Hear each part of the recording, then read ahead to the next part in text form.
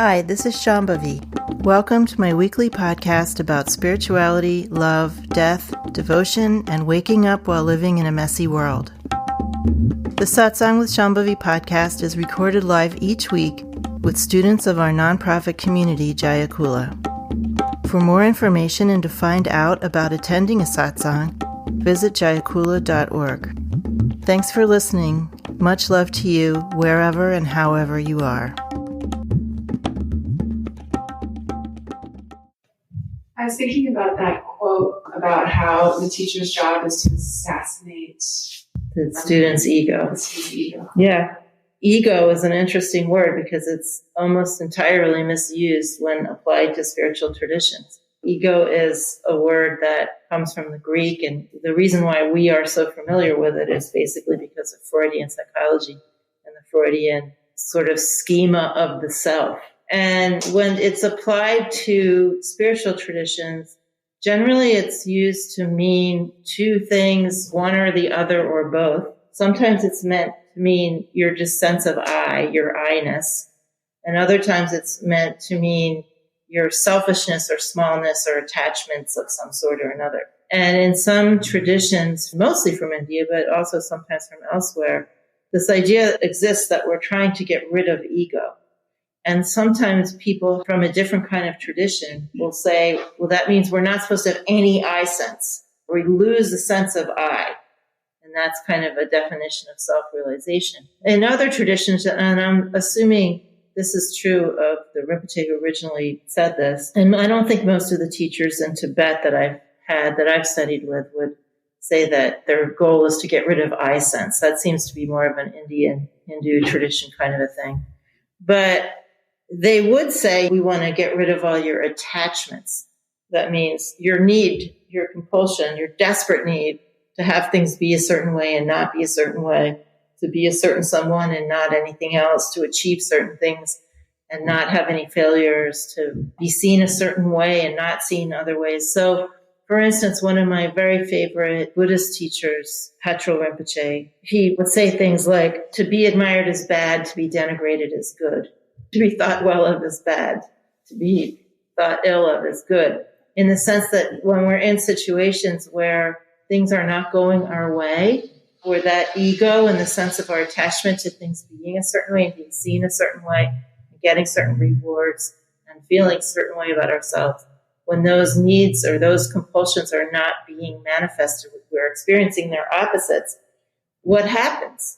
Well, if we're just being ordinary, then we just feel terrible. That's our response. We feel terrible about ourselves, or we're pissed off at other people, or we're desperately depressed or something like that, because we're not getting what we want, what our karmas want. So then we're trying to crawl out of those situations and fix them so that we can get what we want. This is when we have no distance from our karmas. We don't understand what's really happening. And we think it's just good to get what we want and bad to get what we don't want. And we're just caught in this endless loop of trying to avoid certain things and have other things come about. And this basically, as I've said before, lays waste to our entire lives, this effort of chasing the things that our karmas want and avoiding the things our karmas don't want. And of course, those karmas are not all personal karmas. In fact, I would say most of them aren't. We had to do some sort of a chart of how much of our karma is just sort of our idiosyncratic individual crap, and how much of it is stuff we inherited from our families and our cultures and our nations and our religions and whatever they were. There's a lot of sources for the things that we want and that we don't want. And all of them are limited. Every single one of them is limited. Anything we think about how I should be and how life should be and how other people should be and how everything should not be, all of those things have us imprisoned. And they could all be thought of as aspects of ego, attachment. But in the direct realization traditions, and particularly in Trika Shaivism, which in a sense, the whole tantric tradition, all of the tantric traditions from India are in a sense answering or providing an alternative to or an answer to the other aspects of Hinduism, the other like Advaita Vedanta and other Sankhya and all of the more transcendental type of traditions. This tradition is trying to provide an answer to that And the answer in terms of this sense of ego or I sense is everywhere. We can't get rid of it. It's what existence is made of. That existence itself is a self-aware subjectivity, a self-aware consciousness, and has itself a sense of I. And that our sense of our little I is just that big sense that's being held in a sort of a restricted, limited state. And our job is not to destroy that. Our job is to destroy the restrictions and then liberate that I sense so that it can kind of reconnect with the bigger I sense and be free to express itself without all of these limitations. You could compare that to some sort of smaller river that's going into an ocean eventually that someone has dammed up. And now the river is in a weird configuration because it's been dammed. And what we're trying to do is remove the dam. We're not trying to get rid of the river. There's nothing wrong with the river itself. It's just been made to be in a shape that's not natural or relaxed for it. So what we're trying to do is blow up the dam, okay? And of course, in the direct realization traditions, all of the ones that I've had any contact with, whether it's passing or a deep contact, have this fierce side where this idea that you would assassinate, or as I just said and laughed, blow up, is kind of part of the tradition, that we would want to have a more fierce relationship with a teacher where things could be done and pointed out and played that would more quickly divest us of our limitations.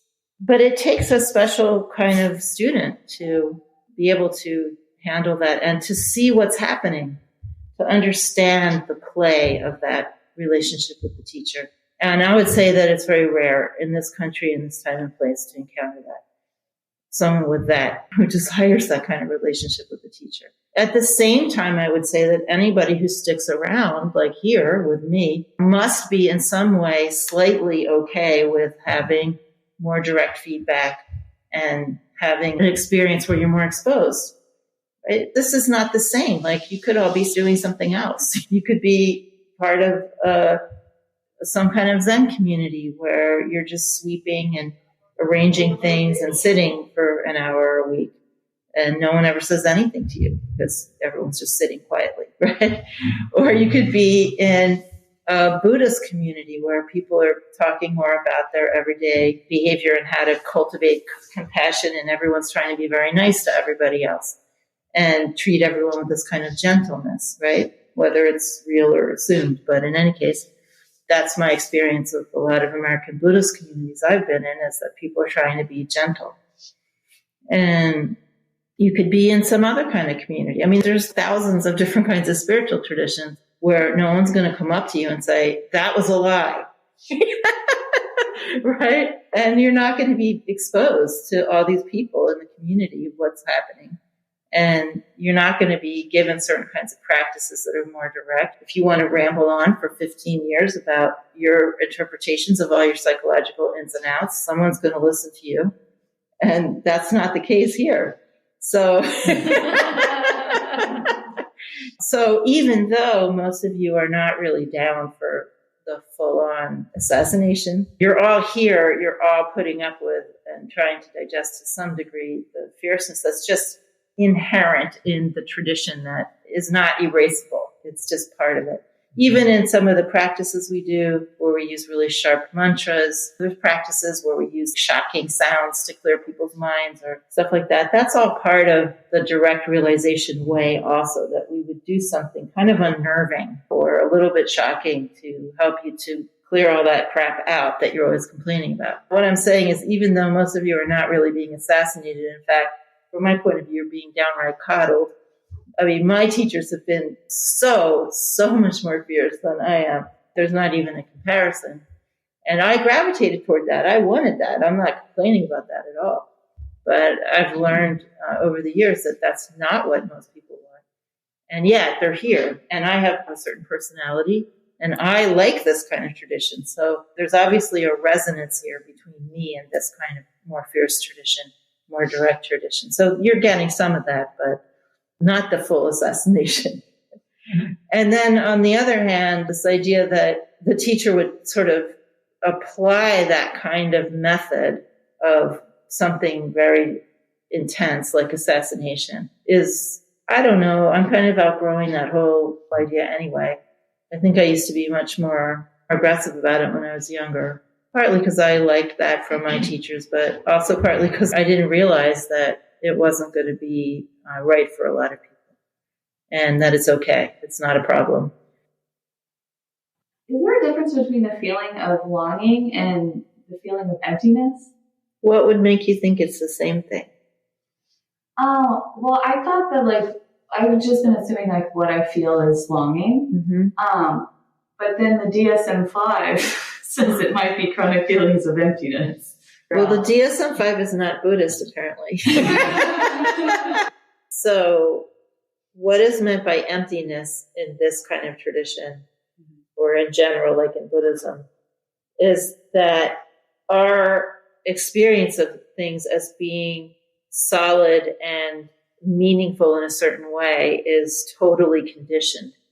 And when that conditioning goes away, there's a sense of openness or emptiness to everything, including our body. And there's a sense of things are not as fixed as we thought they were, or not as solid, or not as understandable, not as known in that limited way. Another word for this is shunya, which means void, that things are now voided of our normal projections onto them. And so then the experience of things is a much more movable and not fixed. It's hard to describe, but it's just a sense of everything is no longer inhabited by our ideas of its solidity and permanence and meaning and right and wrong. And it's the same as the sort of non-concept. Different people have different experiences of shunya. And some people get addicted to it and never kind of move on. And other people find it kind of like, whoa, everything isn't what I thought it was, right? But I think the emptiness that the manual is talking about is a feeling of want, a feeling of hunger, some sort of emotional hunger or something not being filled. And that wouldn't be considered to be emptiness in this kind of tradition because you're filled with that hunger, feeling like something's missing. So it's describing some basic hungry ghost orientation that, in essence, that's something that everyone experiences, the feeling of something missing or of emptiness in a very ordinary sense is what, in a sense, drives us to practice. Because it is actually, even though we can make a lot of stories about it and also feel very badly about ourselves because I'm not getting what I want. If we didn't have all those stories about it, if it weren't in the DSM-5, then in a sense, it's a true perception that we are not being fully nourished because we have not recognized the actual source of nourishment, which is God. So until we recognize that, everyone feels that sense of emptiness or hunger or want. And that is the engine of our sadhana. It's just that when it has attached itself to an object or objects, for instance, one object it attaches itself to is ourselves. I'm a person who never gets what they want. No one is ever going to love me the way I want to be loved. I'll never find this. I'll never find that.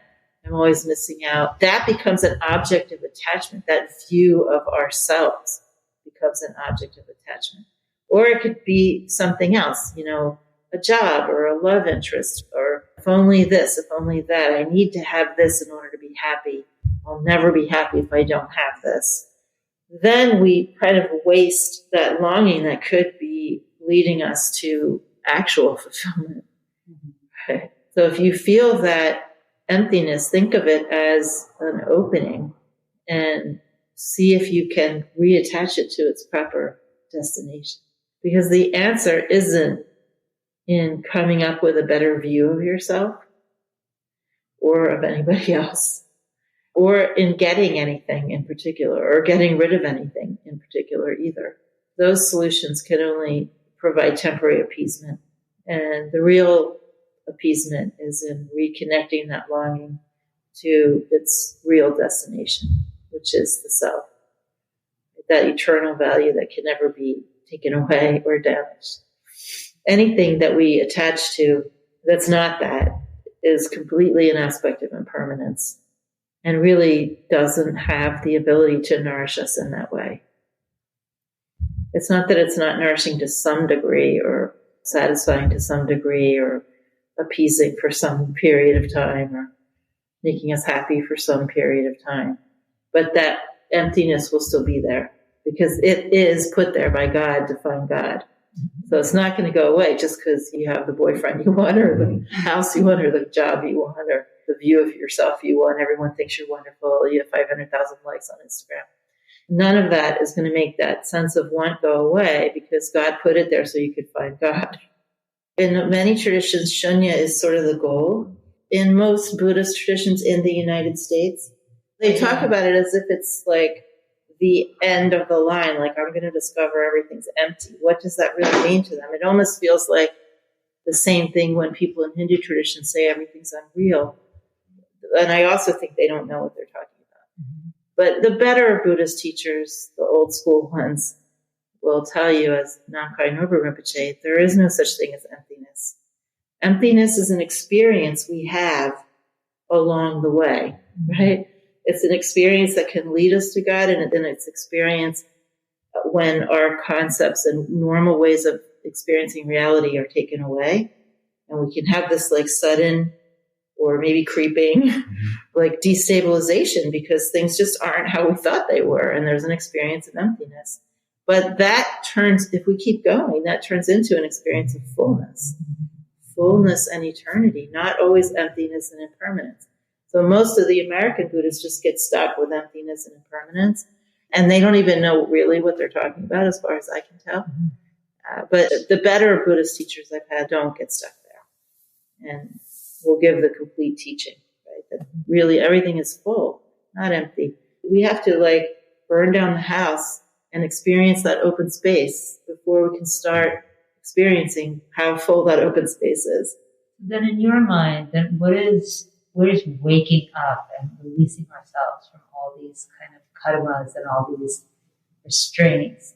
How might that differ from shunya being the goal in other traditions? Well, there's all different kinds of traditions that lead to all different kinds of fruits. But I guess I'm asking about our tradition. Yeah, in our tradition, shunya is like halfway, right? It's just sort of somewhere in the middle, having that recognition of how things are. And it's interesting. I was just thinking about this the other day that because I had mentioned in Satsang that there was 2 times when I feel like I've had that full download about what enlightenment really is. But then I realized there were 3. I forgot about one. And 2 of them were all about light. Like they were all light filled and full of aliveness and beauty and music and wisdom and this just sense of overflowing abundance. But the other one was dark. And it was much more about the emptiness. And that was the earliest one, actually. That was the first one that happened. So I think... What was the dark one like? It's not describable. It's not describable. What was the void like? What was the void like? Yeah. The only thing I can tell you that in all 3 of those circumstances, I did not lose awareness, right? So this idea that we would sort of become insensible and lose awareness did not happen. And 2 of those just directly involved Ma, like something that Ma made happen in her way. Those were the 2 more sort of, it's really indescribable, right, like whatever Ananda is, that's what it was. And that's where I kind of learned more about what Ananda really is. And that's where I learned that everything is made of wisdom. I mean, that's the major download that I got, right? Having not been taught that, but that became apparent. But the earlier one was someone else gave me that experience. And that was more like what is called Turiya, the 4th state, waking, sleeping, dreaming, and Turiya. And there was also some sense of awareness in there that was happening, but the whole thing happened in darkness. And I just thought that was interesting. It's like another way of contacting that. And it is the emptiness part. That was the first thing that ever happened that was that significant in my spiritual life. And it took me literally many years to integrate that experience into my everyday life. When that happened, I went on retreat because I recognize, okay, this is like way beyond my pay grade. I have to like go on retreat and see if there's anything of this I can keep so that it doesn't just sort of remain this one-off experience. And I did that, but it took me many years after that to really integrate. And now I can find the darkness everywhere, but it is like the emptiness part, right? It's the non-solidity part. And I couldn't really say more about it, but each one of those experiences taught me something very significant about how reality is. That was sort of the result, right? And changed my relationship to embodiment in a sense. And in one instance kind of scared me off enlightenment itself. As I was saying the other day, like in one of them, I was in such an extraordinary state that I thought if I was in this state all the time, I just wouldn't be able to have a normal life. And I wasn't really ready to not have a normal life. So we'll see what Maya has in store. Shouldn't be related to the Santi in any way? Yeah, absolutely. Like if there's some overlap that like would be magnetizing in a pleasurable way. Absolutely. It's like, that happened to me too. When I learned all these practices of the Santi, resting in them too long and then like screwing up my breath because they are magnetizing. It's just so peaceful to not breathe and just be there in that dark that has light in it, but it's also dark and restful, right? It is related to that. Some people are terrified of that or just makes them nervous or they don't want to stay there. Mm-hmm. But then other people want to stay there. And the trick isn't to continually be having to do those techniques, but to discover that that is everywhere. And that's what I was describing about shamatha, that people do listening, abiding, and then they do shamatha, and then they do non-conceptual meditation. And I tell people when they're ready to do non-conceptual meditation, and it's based on, have they yet discovered that the Santi is everywhere, or they still think it's just at the end of their breath? If you still think it's just at the end of your breath and you still need to do shamatha to get in contact with that, then you need to keep doing shamatha until it just seems to the person doing it utterly superfluous.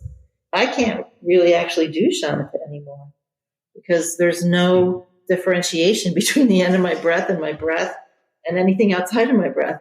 I start to try to do it like if we're doing it in a group, and I'm just like, I just can't keep doing this. There's not that kind of structure to my experience of the Santi. And I think people start to have a little bit of that experience when they've been doing shamatha for a while. Then they don't need that structure anymore. It was surprising to hear you describe that experience as another one, like alongside the other two that felt like full on. So it sounds like each of the three were different, like kind of experiences of full on. Well, they were different downloads of things, but the third one was just kind of all encompassing. I've written about that, what happened on the balcony at Ma's ashram. But the first one was when I got the name Shambhavi. The first one? Yeah. Yeah, I went to sleep and I woke up at midnight and there was someone standing at the foot of my bed and said, I'm going to give you this initiation, and named an initiation in Sanskrit that I'd never heard of. And then I woke up 3 hours later, or I came to 3 hours later after having gone through this dark experience. And then the next day, this same figure came back and gave me the name Shambhavi. My teacher at the time thought it was some passing Mahasiddha, but I don't really know. I don't have any evidence for or against that. If Shunya is halfway, what's the end point? Fullness. Purna Brahma Narayani, full of wisdom and energy, full of the light of wisdom, living compassion, living creativity, livingness, full of that eternal self. No emptiness need apply. Emptiness is an experience. Fullness is what everything is, right? Emptiness is always in relationship to something, but the fullness of the Lord is not in relationship to anything.